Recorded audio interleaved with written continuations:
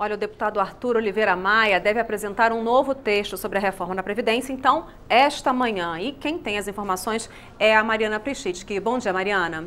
Bom dia, Vera. Bom dia a todos. O deputado Arthur Oliveira Maia, relator da reforma da Previdência, vai apresentar essas mudanças numa coletiva de imprensa às 10 da manhã, acompanhado do líder do governo, deputado Aguinaldo Ribeiro. E, além disso, em outra frente, o presidente da Câmara, deputado Rodrigo Maia, recebe o deputado Paulinho da Força e centrais sindicais também para discutir reforma da Previdência. Portanto, a pleno vapor as negociações para a votação desse texto que pode acontecer ainda em fevereiro. Nós estamos com 2 vice-líderes partidários para continuar tirando um pouco a temperatura de como é que estão as discussões em torno desse assunto. O deputado Vicente Cândido, que é vice-líder do PT, e o deputado Nelson Marqueselli, vice-líder do PTB, partido da base do governo. Começando com o deputado Vicente Cândido. Deputado, o senhor acha que essas novas negociações podem dar um fôlego?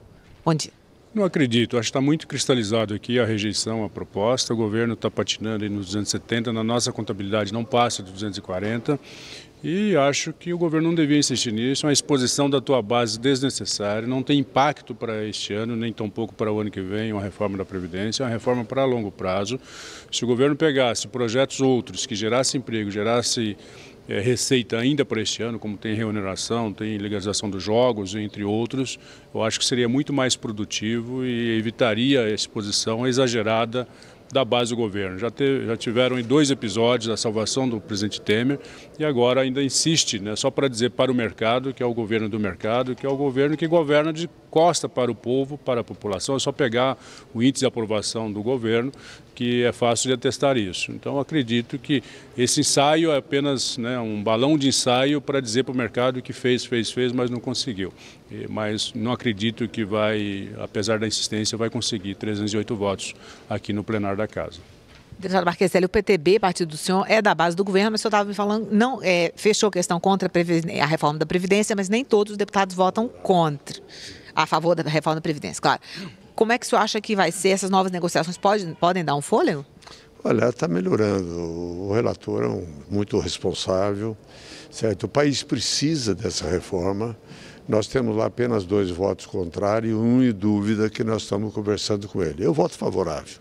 Eu acho que é importante essa reforma para o Brasil. Quanto mais antes nós aprovarmos, melhor é. Dá para organizar. É lógico que todo mundo quer que deixe isso para o próximo ano, para o próximo governo, mas se nós pudermos fazer, nesse presidente que está aí fazendo reformas em várias áreas do país, se nós pudermos fazer, a gente já vai sinalizar para o mercado, sinalizar para a população, sinalizar naquilo que é justo e deve ser feito. Somado a essa reforma, nós precisamos incluir nela um pente fino nas concessões já feitas.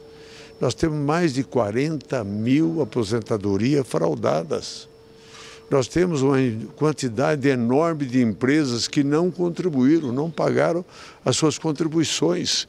Nós estamos a inserir nessa reforma penalidade severa para aquele que deve e não paga.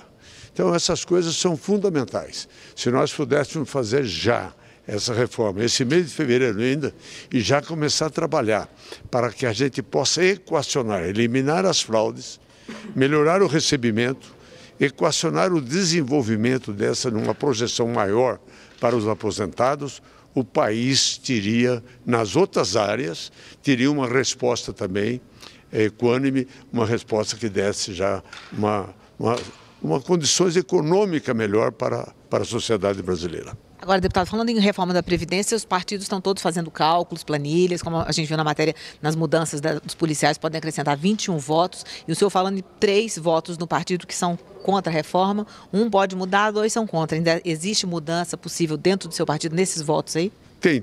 Nós temos lá um que não muda de jeito nenhum, que é o Arnaldo Faria de Sá. Esse não muda. Os outros 2 é possível, nós estamos explicando, as dúvidas deles nós estamos esclarecendo.